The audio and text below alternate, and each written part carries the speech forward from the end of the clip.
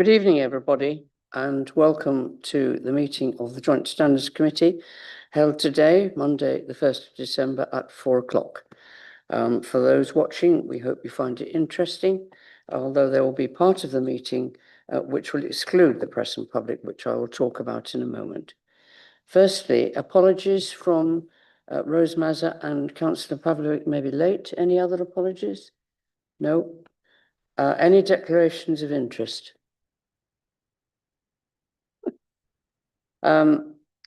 Exclusion of the press and public.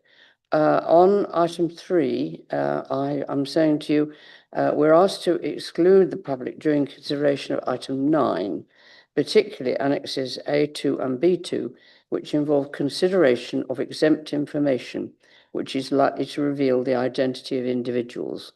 Are all members in agreement? Thank you, everybody. Thank you, and I'd like to remind you not to turn to the pink papers until the committee is in its private session. The minutes of the meeting of September the 16th, for those who've had a chance to read them, are you quite happy with them? Yeah. Yes? Right, we'll accept those as correct. Public participation, with nobody registered to speak, have we?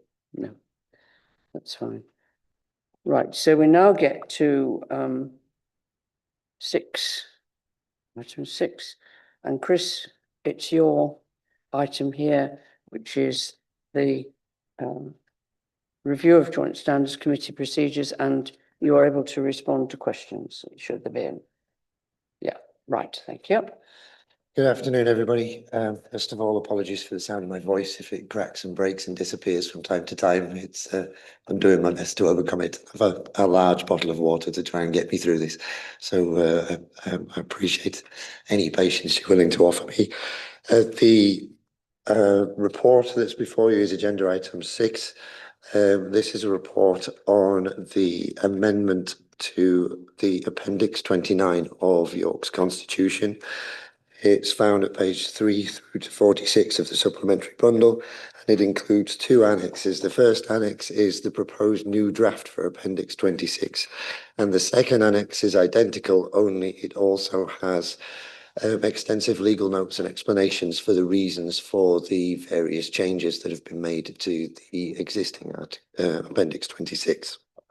Now, framework-wise, I'll try and keep it, it's explained in detail in the report, but I'll try and keep it to the absolute minimum because I'm sure you've all read it already. The legal requirement is that we must have arrangements for how we deal with allegations of code breaches.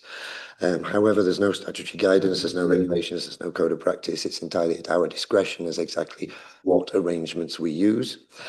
The only guidance that is commonly used is the Local Government Association guidance, which is extensive. There's 3 separate sets of it, most recently amended in 2019. And also there's a growing area of case law when people have challenged it that have produced us with a little bit of guidance that we can rely on. A lot of that is referenced throughout the appendix to the report that I've provided, so that you can see a lot of the case law and the reasoning behind, or the judicial reasoning behind they're taking one side or other, particularly on certain issues that I'll come on to. Now, the last review that took place for Appendix 29 was 3 years ago, so it is definitely due an update. And the background to this, I won't go into at all. Suffice to say that the regime stems from the Localism Act, which was introduced in 2011, but not actually became law until 2012. When it did become law, it completely changed the mechanism for the way that the standards regime is applied, and to many respects it completely took the teeth out of it. The intention was that it was going to remove a national approach to make it local, so that they were more controlled with local councils, to have a more direct and personal approach to the problems, so that they can try and isolate and deal with things locally as quickly and easily as possible, and also to try and, I mean, the expression that everybody uses is a light touch. And the light touch being that it's supposed to be fair, objective, impartial, but most importantly, quick. The intention was that it was supposed to deal with minor infractions and small breaches as quickly as possible, preferably without even a finding of a breach having taken place, but to deal with it in some other way, like, for example, encouragement towards training or better communications and things like this. To avoid any delays for the benefit of everybody. And also the key point from government at the time was it needed to be proportionate. They didn't want sledgehammer responses to minor infractions, and the vast majority, as far as they were concerned, of infractions of the code were minor. But it needed to be transparent, and it needed to have clear method and purpose. But most importantly of all, the judiciary have reviewed this and considered it to be not really fit for purpose. They were quite disparaging in the various remarks that they've made about it. And that's echoed by not only the Local Government Association, but lawyers in Local Government Association as well. And between the three of them, they petitioned the government in 2019 to do something about it. The government did absolutely nothing and said that the current regime was perfectly fine. However, it has changed its tune. There was a consultation about it at the start of this year. That consultation response was finally published on the 11th of November of this year, and the response is promoting a sea change back to where we were pre-2011. Now, it's not identical to what happened before, but it's a very long way towards what happened before. And it's very interesting that there's now a recognition that the light touch approach that they promoted doesn't work, and also is the least amount of regulation that any people in public office have had since 1926. So in that 100-year period, we seem to be going full circle. The most interesting thing from me, from my personal perspective, is that the language used in the consultation from government and the promotion of a stiffening of the system is that they still require a light touch, but the light touch will now include significantly more sanction than was previously the case, and also a centralisation of the code of practice and the review process.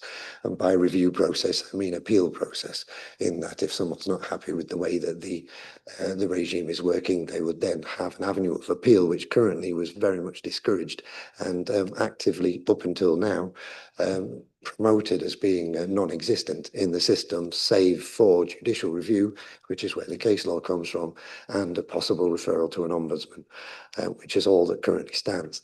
Now, part of the problem we have today is that we're due to review the Appendix 29, and we have to assume, because there is no timetable for the government's changes, that those changes won't take effect in any immediate form, that it is going to be 2026 or even later before statute actually becomes law, and we have to think again about how we might approach this. So for the time being, we have to assume that the current system and the current regime and the current guidance in relation to that is valid and is what we should be considering. So that refers us back to the light touch, the proportionality, and the need for speed. Interestingly, all three of those appear in the government guidance for the strengthened proposals that they're making. But the strengthened proposals are really focused on sanctions, and particularly suspension and disqualification. And neither of those things are really a major concern for how we would consider reviewing Appendix 29, because Appendix 29 is not directly impacted by that at the moment, because it follows the same policy approach.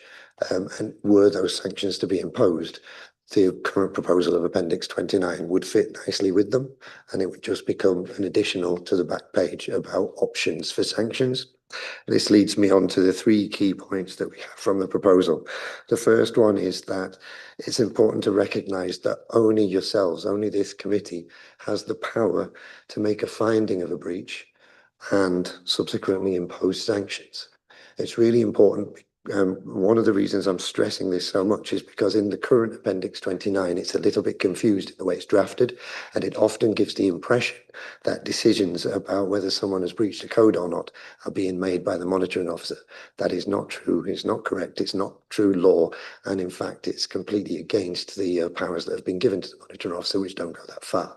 So there is no delegated power from you guys to the monitoring officer to make those decisions. That doesn't mean the monitoring officer can't monitor the case when an allegation comes through, and he can't deal with those allegations specifically, for example, by diversion through an alternative resolution in minor cases, or that he might decide that there's actually nothing to see here and that there was no further action to be taken. But those decisions are not decisions about whether a code has, and then there's a breach of a code or not. Those decisions are about the administration of the allegation, and they're two very different things. So I wanted to stress that point really clearly from the start so that you guys all understood it. The second point is that there's a clear exemption, which is an annual exemption from political balance. That the reason that is stressed is because it's not in the new draft.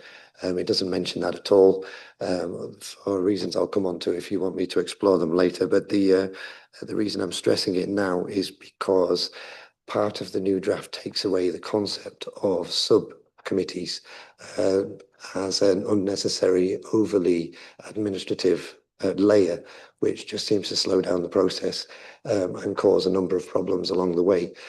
Taking them away and leaving the major decisions to be made by yourselves as the committee seemed appropriate, but that has to be borne in mind that that's a committee that's not politically balanced.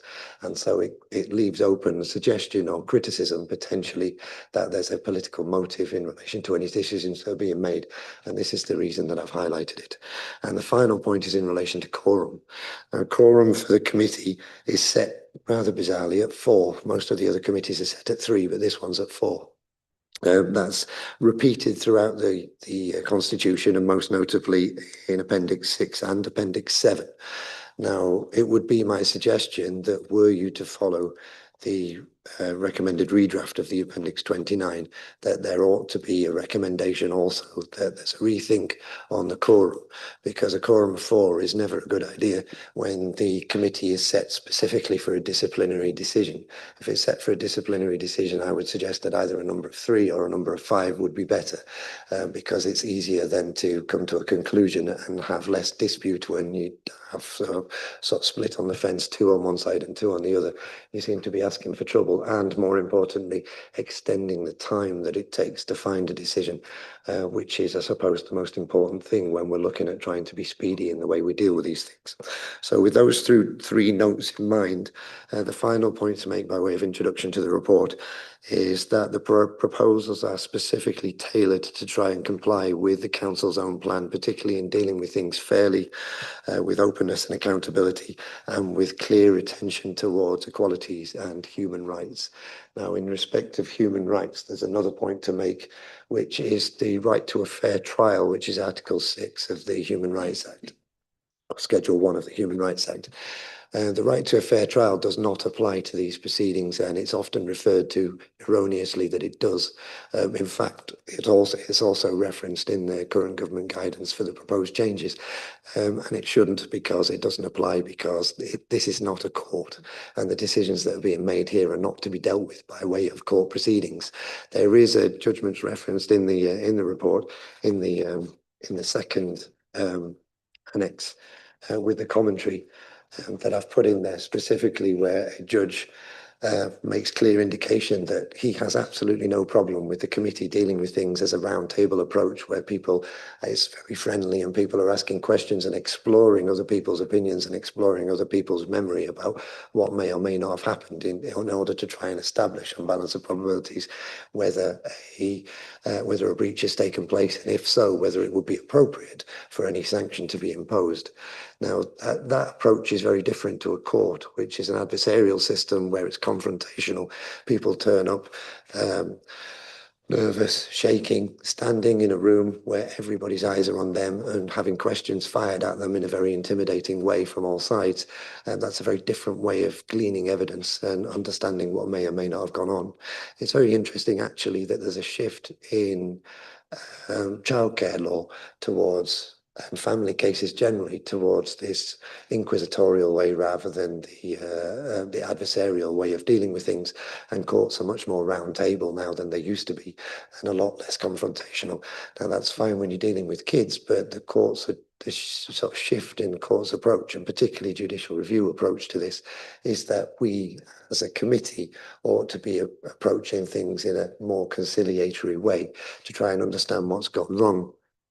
And on that point, and it's the final point I'll make before I promise I'll shut up and stop croaking like a frog, is that in preparing the new draft Appendix 29, I was also looking at the procedures that other councils have been using, not just in the Northeast, but across the country. There are some councils that have got procedures that are 20, 30, 40 pages long and incredibly in depth, but the vast majority are much shorter than that. There is one council not too far from here that has only 1 page in relation to its procedure, which is ridiculously short and in my way asking for trouble, but it does exist.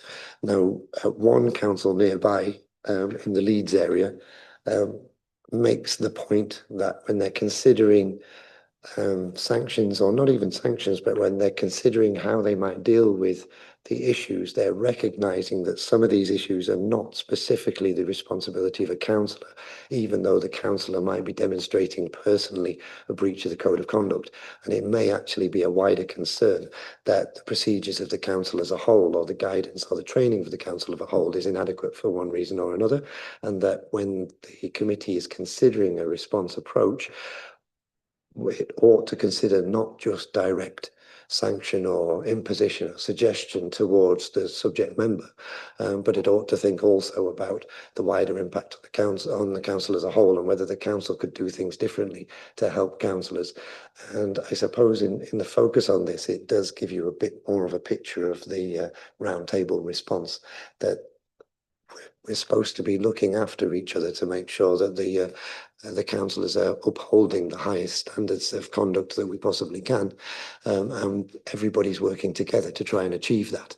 That is the aim of the soft touch approach, the light touch approach. That is the aim of it, and that's what we're trying to achieve with the Appendix 29.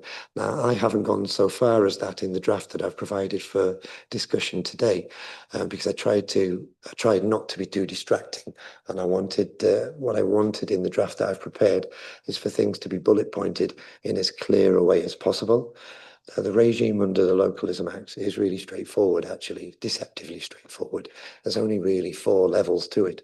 And the first gateway level about whether actually we're legally able to look at it. If we are, whether there's anything substantial there that needs a response or an investigation. If it does need an investigation, that investigation becomes formalised. And if the formalised investigation results in clear evidence that there may be a breach, and that breach is serious enough, then it should come before yourselves for a decision. That really is, in a nutshell, the linear approach to standards. That's how it's been set out since 2011, and I believe the current Appendix 29 is drafted in such a way as to detract from that, so that it's very confusing. It's sometimes contradictory. It's sometimes self-defeating in the way that it presents things, and it doesn't give a clear impression of that linear approach and the straightforward nature of the approach to standards breaches. And it certainly doesn't make it seem like it's a quick and light touch approach as we're directed to do. So with that in mind, I'll say no more, but I'm happy to answer any questions you have from anything that it says in either Annex 1 or Annex 2 to the report, or in fact the report itself. Or if you guys would like more of a potted history on what's gone on in the last 20 to 30 years, I can also provide that. If my voice. Thank you, Chris. Yes, you go home totally unable to speak. Probably surprise your family. I have checked just before the meeting. I think this is quite a complex thing to discuss, and it can go into a further discussion into the next meeting. It's not due, there's not a deadline to do it. And so it could go into March. Obviously, we can't take it to full council in February, obviously, because that's the budget. So I'm absolutely certain this meeting should end at 5, which is what it's scheduled for. But if I feel that people have more points that they want to think about, discuss with their groups or their whatever, then we bring it back to the next meeting. Everybody quite clear about that? Yes, good. Right, we'll start now with questions and comments, please. Tony. I think you know this one's coming. Page 21, we do have town councils, just so we have that absolutely clear. We have one town council in Axby. The comments I would make is I welcome most of what is on this report. I think getting rid of the assessment subcommittees is a big step. And the reason I say that is they are murder to actually get an assessment subcommittee together. You know, it's like playing a game of musical chairs sometimes, trying to get people all available because they're invariably during the day. So anything that gets rid of those and simplifies, and in some ways also moderates the decisions, because they're going to be made not by a group of different people, but by one or two individuals. So I think that's a benefit. There's one or two areas where I am concerned. I'll just try and find it. I think it's on the section where we're talking about witnesses. Councillor Chambers will remember that he was present at one particular hearing when shall we say, it disintegrated into a load of personal name calling between the various. I will try and find it for you. Apologies, I haven't bookmarked it. It is 42. Yeah, it's somewhere down there. Sorry, I'm trying to work off a computer and it doesn't scroll very well.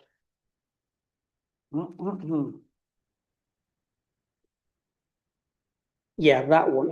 It's where the witnesses, any witness must remain outside the room until called to address the JSC, but may then choose to remain or to leave the hearing. I sometimes wonder if it would be worthwhile saying, unless they're required to speak again, they should leave the meeting and perhaps go into an adjacent room. The reason for that is, as Councillor Chambers remember, there was a particular incident where the subject of the complaint proceeded to berate everybody in the room, including the monitoring officer, the chair, various other people. And the presence of the witnesses really wound the situation up. Once they've given their evidence, I wonder if the best thing to do is just to put them in a neighbouring room where necessary they can have a live feed. Sorry, I've committed this. Sorry to ask you to speak. I can see exactly what Tony says, but is that possible? Sorry, I'm just going to kill it in a sec. Right. There isn't a hard and fast rule on this. It's almost not mentioned in any of the other council approaches that I've seen across the country. Quite a lot of what I've done in the preparation for the hearing itself comes from my own background in criminal case law, and because as a criminal solicitor for many years, I'm very familiar with the way the courts themselves work. The reason the courts use this as an option is that they're trying to avoid witnesses colluding with each other or saying what they've said to a committee before they walk into the room. If a witness gives evidence, or in this case, gives a presentation for what it is they're witnessing, if there's any questions that come to try and undermine that might embarrass them in some way, shape or form, if they were to leave the room, they may have the opportunity to give the heads up to somebody else, which would then mean that their evidence was contaminated before it came into the room for the committee to hear. And for that reason, criminal courts are very specific about how witnesses are controlled. They're not allowed into the room to hear what anyone else is saying before they give their account. And after they give their account, they're supposed to stay in the room and watch everybody else so they can't talk to anybody else. I tried to lessen that a little bit with this, but it's not a hard and fast rule. I'm entirely open to whatever the committee feels is a more appropriate approach for the committee. It's I'm not trying to impose a regime that's closer to how courts deal with things. It's just a suggestion to try and control the best evidence that we might be able to obtain. That was all, and that was the reason behind it. Comment, if I may, before I ask Chris to comment, which I will do in a second.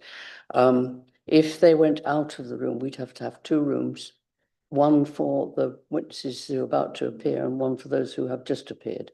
Otherwise, you could have all sorts of allegations made about who said what to whom. Yeah, I think it would be necessary to avoid collusion. Yeah, Chris.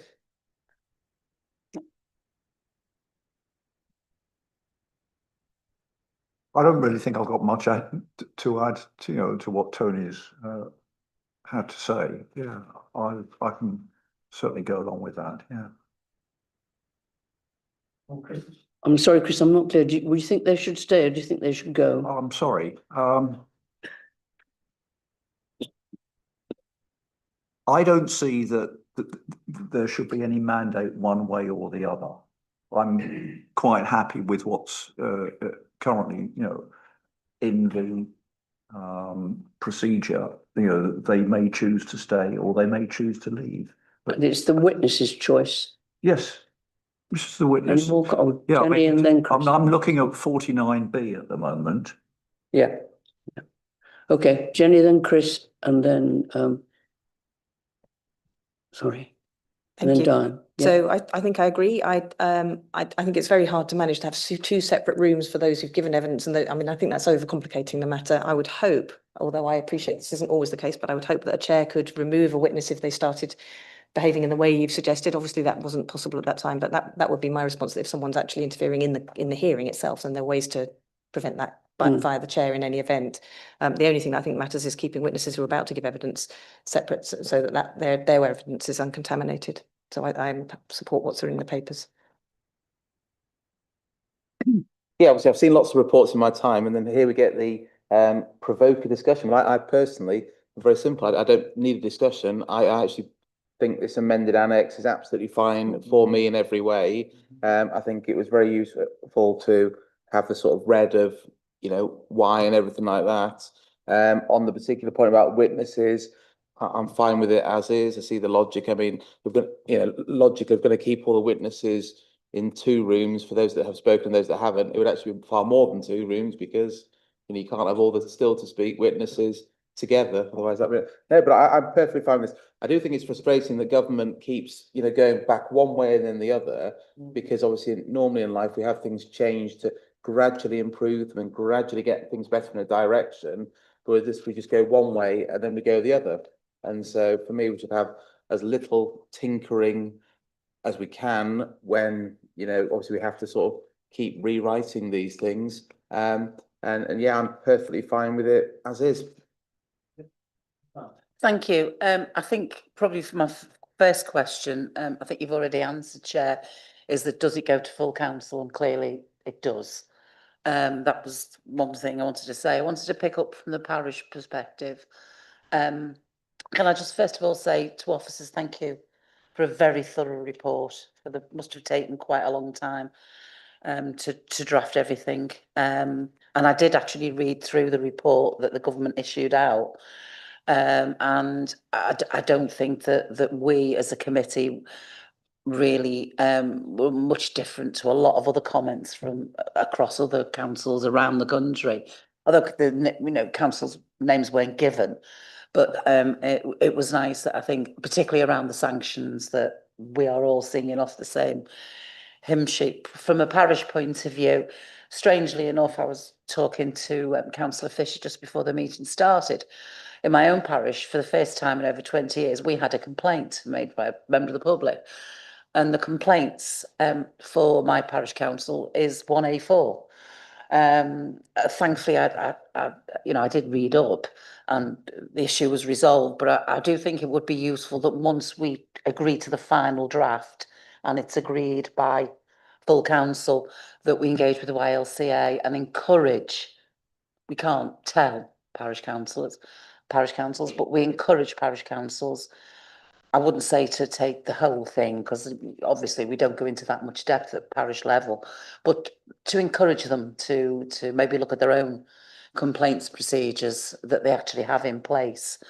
About the witnesses, I haven't got a view from either side. I think I think probably what's in the paper, I think you're right, Councillor Stewart, I think I'm probably quite happy to do that. And I know the case that Councillor Fisher referred to, and it could have been, I was going to say better handle, that's not the right word, but I do think that maybe keeping witnesses away until such time as we need them to give their evidence would be a good idea, and make it easier for more contentious complaints when dealing with them. So, and I think it is because there's a lot of content in the paper, that we might probably, taking on your point, Chair, is that we maybe need to leave it till March to actually sign it off, shall we say, just to give a little bit more time. But unless our legal experts think that that is too long. But other than that, I don't think I've got any other comments, but thank you. Can I ask Chris, whether the chair could suggest that the witnesses leave if things get hotting up? If there was a problem with the witnesses, it would, as it currently stands, it would be dealt with in the same way that unruly and disruptive behaviour is dealt with at any meeting or any committee of the council. It's all dealt with in the same way, and it is led by the chair to exclude anybody temporarily or permanently from the meeting if they are so disruptive. I mean, there's nothing wrong with strengthening it in the procedures here. If you want it to be specifically spelled out, it's a matter for yourselves whether you think it's necessary. But it's likely to replicate to a large or a consistent extent everything that happens with other committees. So I'm not entirely convinced that it's necessary to add it into the procedure. Tony? To say that's the approach that we took. We actually excluded the subject member because we couldn't carry on with the meeting because of the bad feeling between the various people, and he was the one who would not be quiet and obey the instructions of the panel. Thank you. My long experience in the magistrates' court, if things got stroppy, I just stood everybody down. That was it. You just don't continue if it gets too bad. I want to ask you about the quoracy. Again, as a magistrate, I would be very reluctant to have an even number of people. I'd rather have 3 or 5. And I wonder if people would express an opinion as to how many we should have to make the meeting quorate.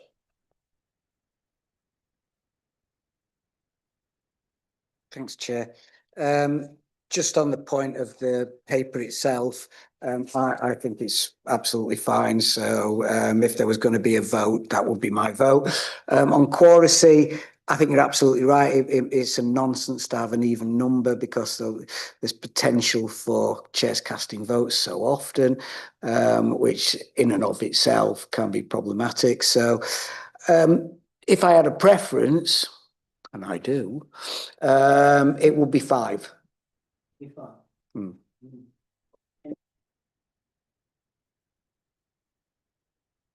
Yeah, I mean, I agree with the odd number. Otherwise, presumably, who's the chair becomes the be all and end all. Do you have a chair's casting vote, I'm guessing?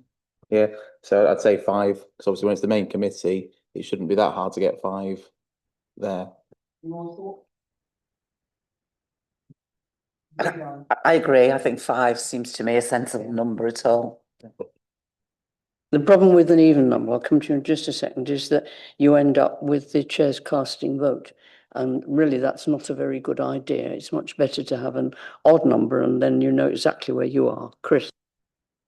The only comment I wanted to make in relation to this is for the change in procedure for timescales, because following the new proposed procedure, things ought to be quicker and there should be less things that are troubling the committee, but those that are troubling the committee would be more significant and needing a very considered approach from as many people as possible. But the current procedure allows for 2 months to prepare to get a hearing up and running, and there may be practical reasons because the proposed change reduces that to 6 weeks. That if you're looking for 3 people to be on the committee, it's a lot easier to set up a meeting in 6 weeks than it is for 5 people to be available all at the same time to do the committee. But I don't know what Democrats might have to say about that, about whether it's still possible in the 6-week timescale. But there's separate reasons for why the timescale is slightly shortened, as set out in the explanatory Annex 2. So there are, I believe, good reasons why a shorter timescale is appropriate.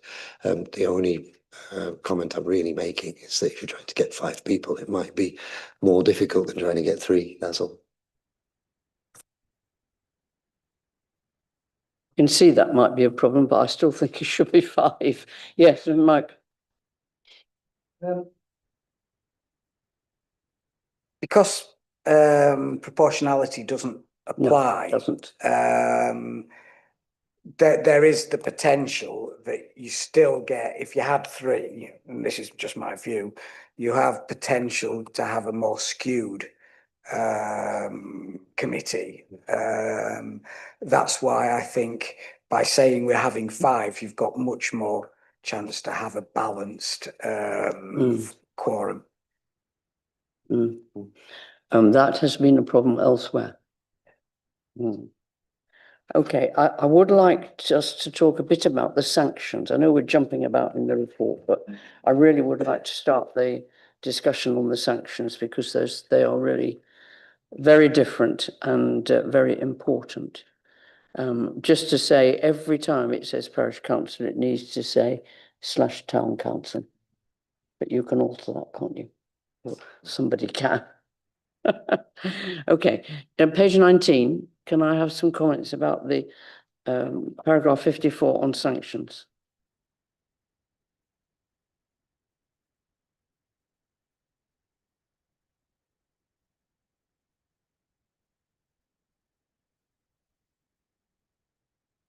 Think about it or read it. The third one down, issue or recommend to a parish clerk or town clerk a formal reprimand. A parish has a clerk which it employs, might have two, might have an RFO, and so does a town council, but they are not in the business of issuing that sort of communication.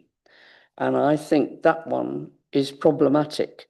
You could give them a pro forma and you could say, this is the way you write a formal reprimand, but it can't be them that issues it because they are employed by the parish council or the town council. Yes, Tony.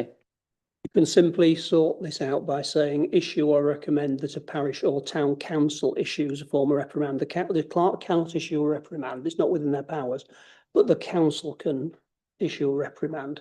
It would have to go to the council to have the reports of the standards committee, report it to the parish or town council, and then the parish or town council would go through making the decision. So that's a very simple fix.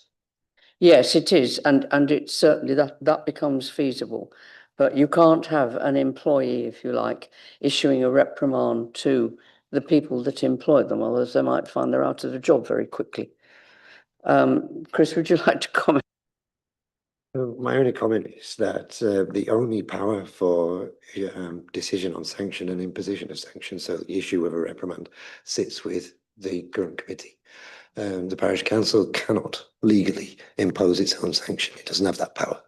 It can only issue something on behalf of the committee. So perhaps the wording here is poor, for which I apologise, but the issue is that the reprimand would be issued by the committee and then given to the clerk in order to pass to the subject member, rather than the clerk themselves making the issue of the reprimand. I apologise if that wasn't clear in the wording. Yes, so that really needs rewording in the way that Tony suggested. Oh, thank you, Chris. I understand your concern about that particular aspect. Would it be possible to rewrite it then to say issue through the parish clerk? Because otherwise it could end up just going straight from the Joint Standards Committee to the councillor without the parish council being involved. Unless that is the intention, which I don't no, I don't think so. It is. That needs looking at again then, Chris, that one.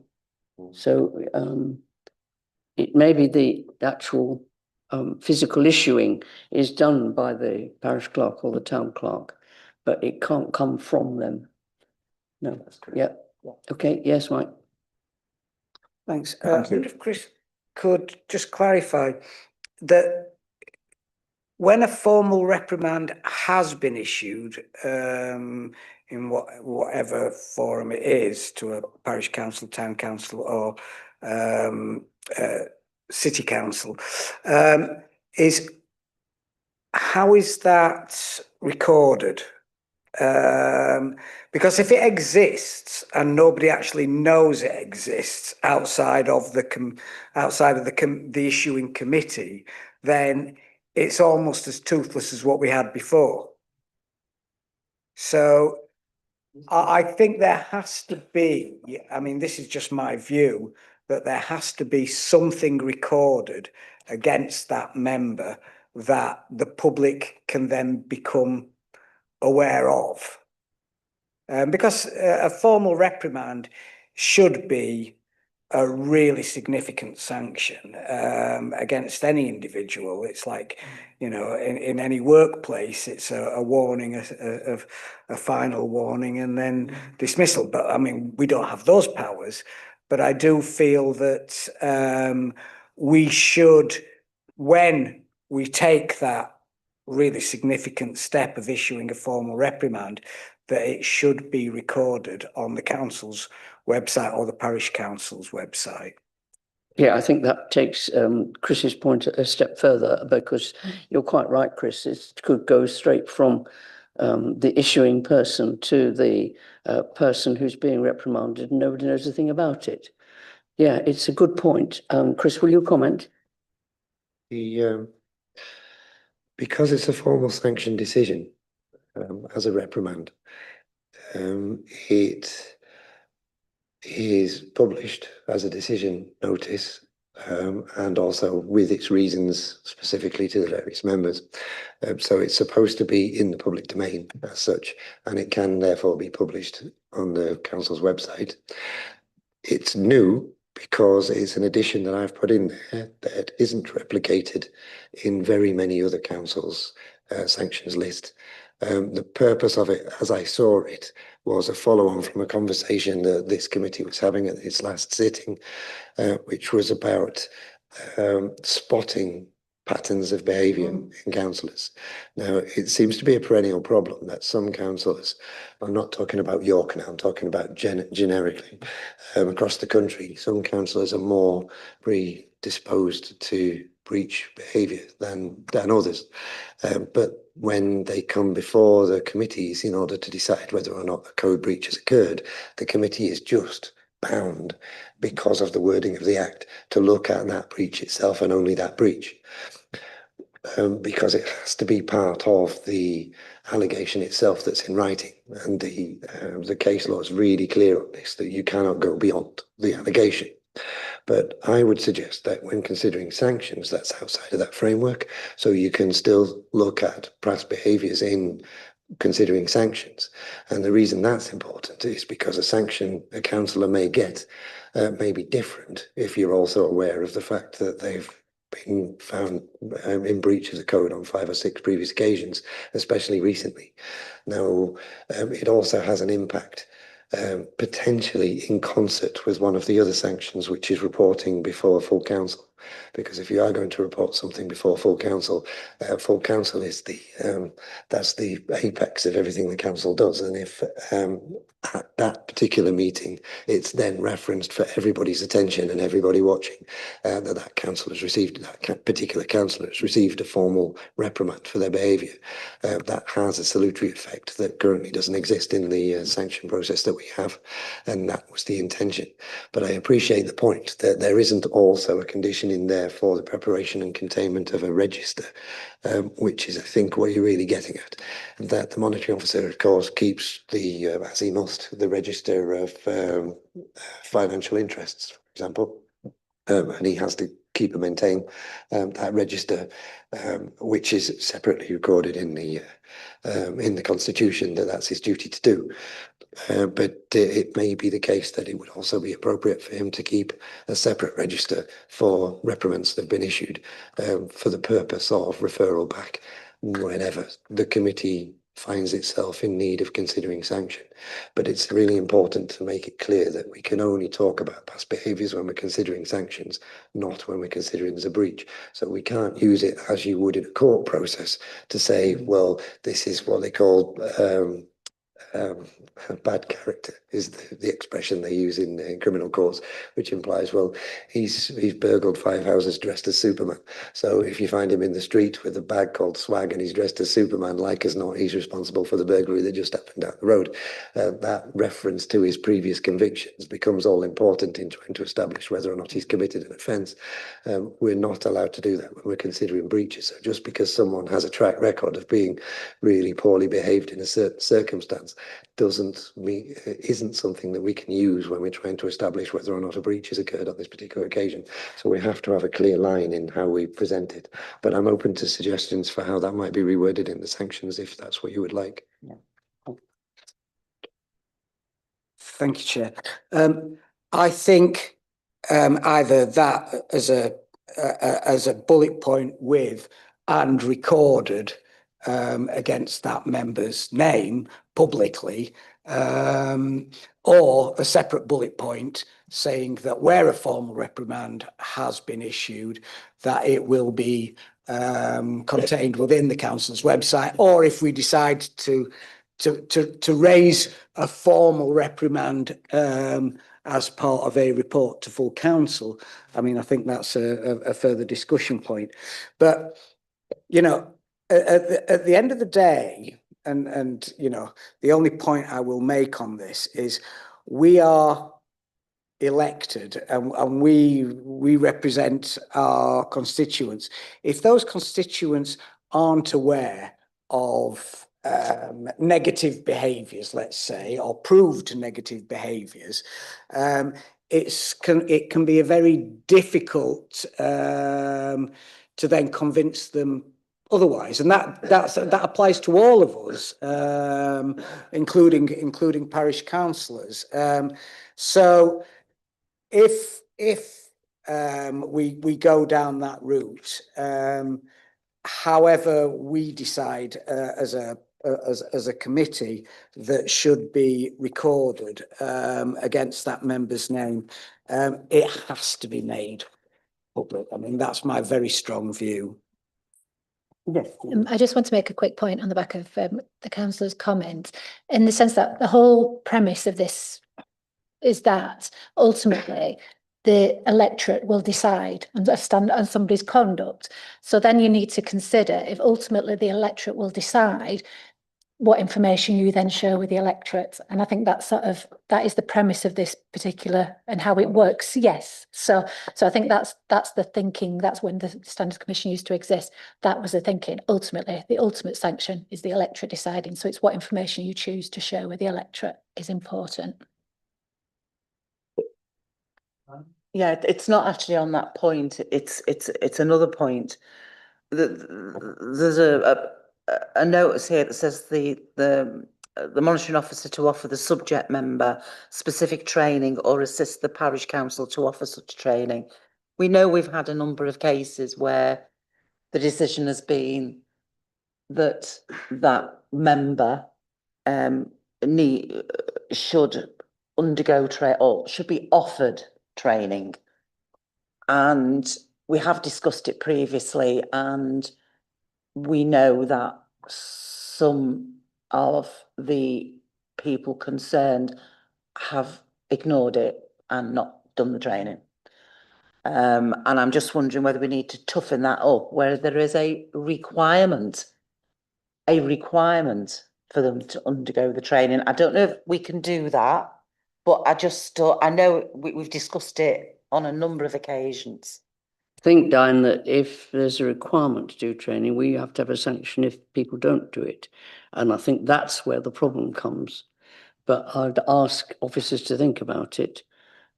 Chris, do you want to respond? Yes. We don't have the legal power to force a councillor to undertake training. We can only recommend it. It's a matter for them whether they take it up or not. We do have the power to revisit the sanction if they don't do it.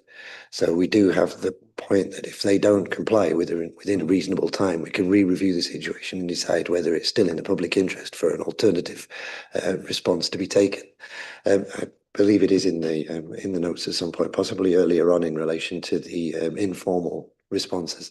It says if the informal response is proposed and is not taken up, it's not an automatic that it should then go for a full hearing. It just depends on the circumstances. It may be that after a length of time or with the reconciliation between the parties that it's not necessary for it to go any further, or it may be the case that without this training everybody recognises that this council is still a liability and likely to breach the code again.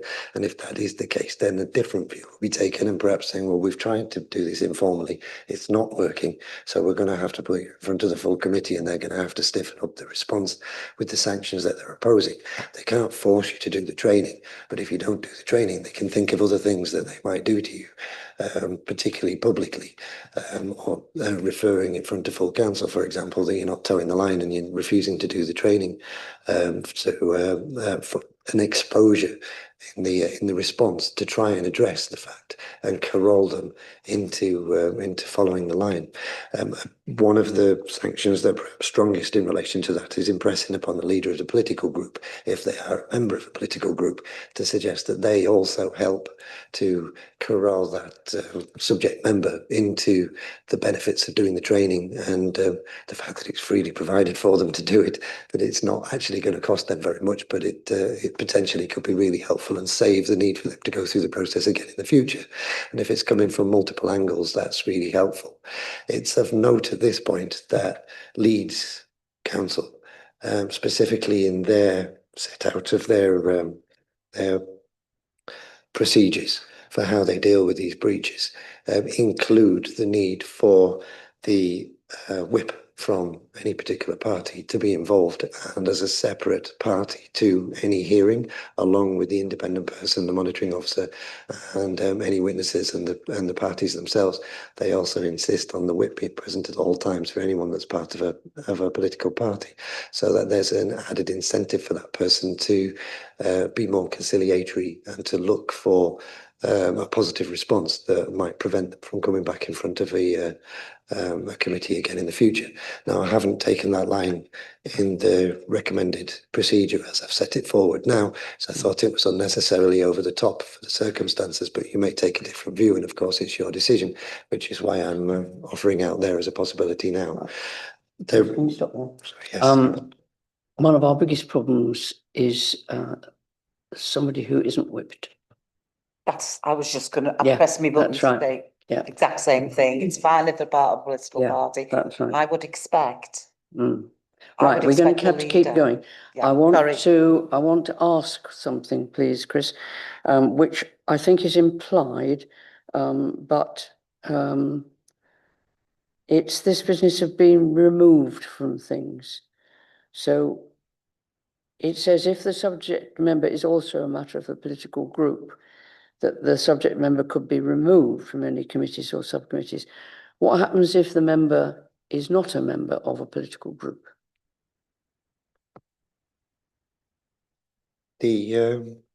It can be referred to full council for full council to make a decision if full council were the ones that put that person in place as a chair or vice chair of any particular committee. The issue with removal is we have to tread very carefully, because the Heesum case that's referred to repeatedly in the notes was very particular that you cannot do anything that interferes with local democracy.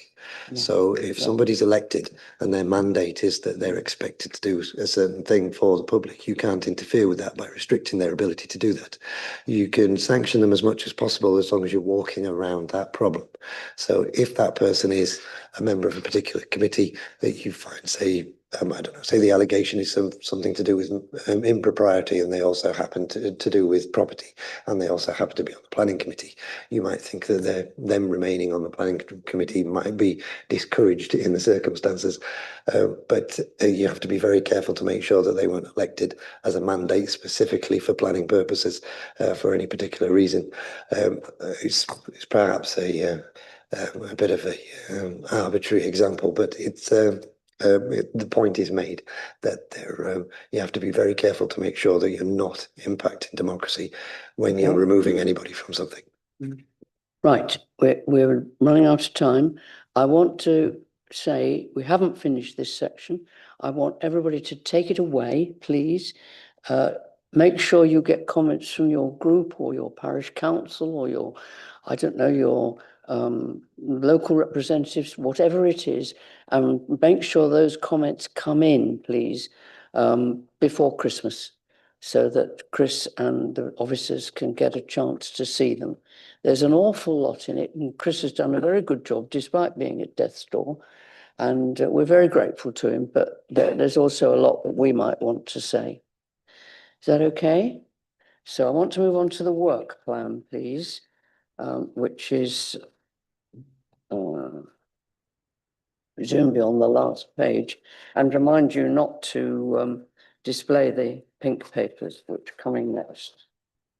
So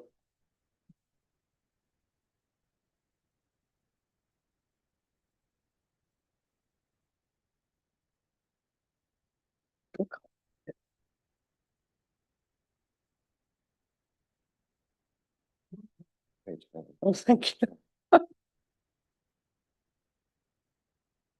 We've got a December meeting, which is today, and then we've got a January meeting. And would you like at that January meeting an update on what we've been discussing today? Because I know Jane's been taking very careful notes. Can we add that to that? And that's it. We haven't got anything after that. I don't know when we next meet. March 1, 19th of March date. Oh, it's 2 pages. Oh, yes.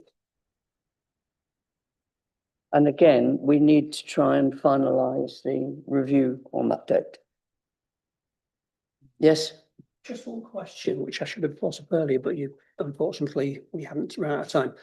Will this procedure for dealing with standards be circulated to all parish councils and town councils as under the parish charter? Because if they're going to they're affected by it, and it's part of the parish charter, that we should circulate to all parish and town clerks. I think that needs bringing up next time, Tony, but it is important, and we need to encourage, as I think Diane said, we need to encourage parish and town councils to adopt it or something very similar to it. Right, now we're going on to Annex A1, which is the non-exempt papers, and then we'll follow with the pink papers, which will be exempt. Chris, do you want to say anything about Annex A1?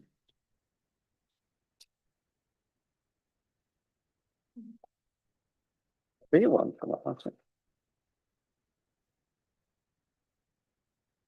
There's just 2, aren't there? Just 2 matters ongoing, as far as I can see. I can't really address any detail in relation to that without. Yeah, so we'll go on to the pink papers. Right. Anybody who may be watching this, where we conclude the public part of the meeting and go into private session.